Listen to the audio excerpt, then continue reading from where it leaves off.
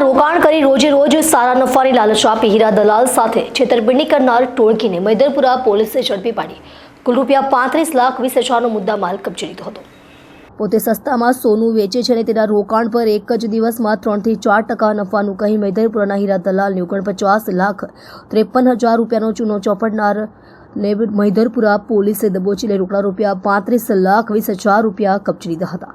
ડભોલીની સ્વરાજ હાઇટ્સમાં રહેતા અને હીરા દલાલી કરતા જગદીશભાઈ ગોળીકિયા મૈદરપુરા ભવાનીવડ સ્થિત આરપી એન્ટરપ્રાઇઝ આંગડિયા પેઢીમાં જતા હતા ત્યારે અહીં વારંવાર આવતા સાહિલના સકંજામાં સપડાયા હતા।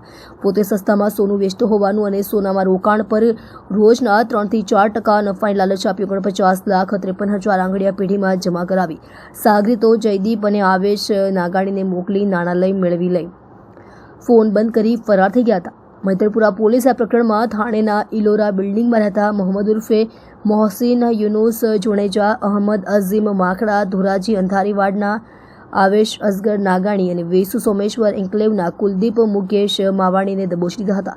તેમની પાસેથી રોકડા ₹35,20,000 પણ કબજે કર્યા હતા। મુખ્ય સૂત્રધાર મોહમ્મદ જુણેજાએ છેતરપિંડી કરવા સોહેલનું બનાવટી નામ ધારણ કર્યું હતું।